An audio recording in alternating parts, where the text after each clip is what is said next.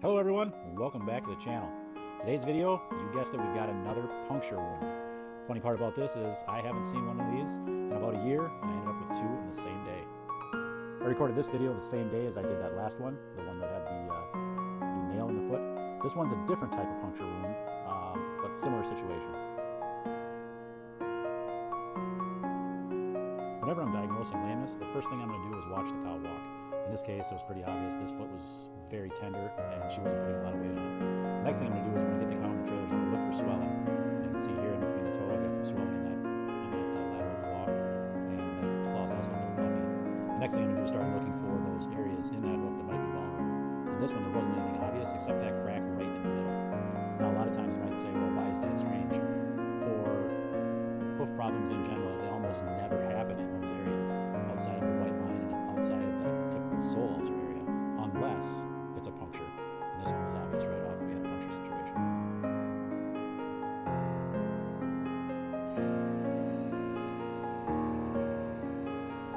Unlike the last situation with the nail, I could tell that this cow, whatever had made this puncture wasn't still in there. It was likely whatever it was about an inch long, probably a piece of steel that did this one.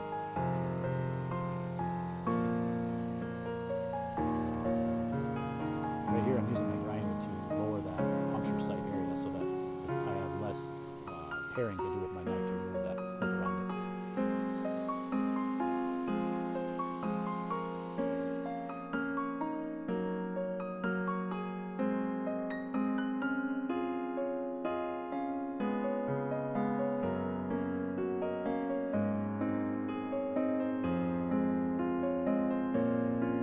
And yes, when you have swelling, you're going to have pressure. And you don't want this stuff to spray on your face or you're going to be smelling it the rest of the day.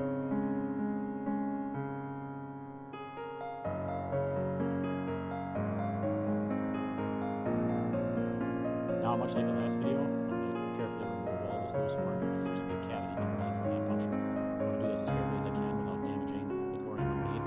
Sometimes it's going to happen without trying to. But you got to take your time, get as much away as you can so she can heal and get that fluid out of there.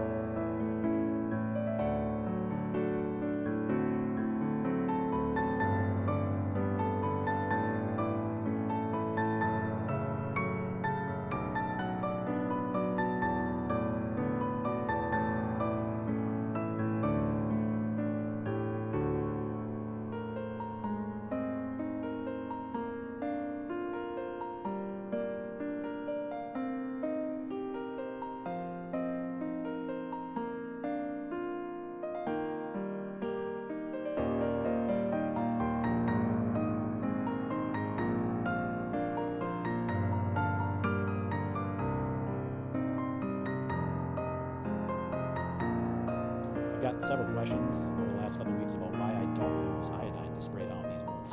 And I've got nothing against iodine. In fact, for the first about 13 or 14 years of my career, that's what I used.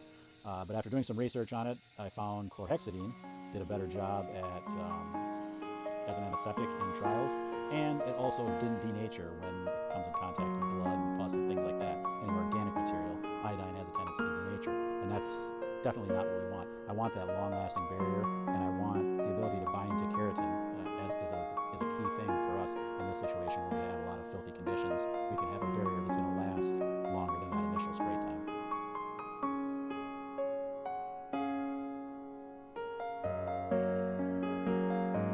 If you're looking at this wound now and seeing what appears to be a loose horn there, you're not seeing things. There is still a little bit left, but it's got some corium attached to the very edges, and I don't want to mess with that anymore.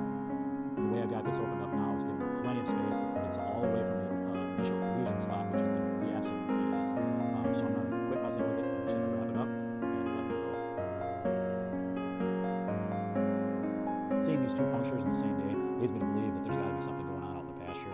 These are this is a grazing herd, and a lot of times what happened back in the old days is when they had a building or a structure that would go down, they would just bury it. And with the rains we have in the spring, a lot of times you unearth some of that stuff, and I think that's what's happening here. Cows tend to travel along the same paths and likely got into the same area. So farmers notified of that, and we'll be looking see where this could possibly come from. She didn't know offhand, and I could tell by the way she reacted when I showed her the mail from the first one that she was shocked that it's even what it was a bunch more.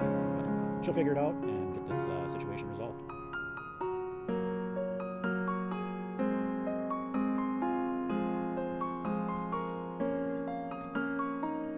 As always, guys, thanks for watching. See you on the next one.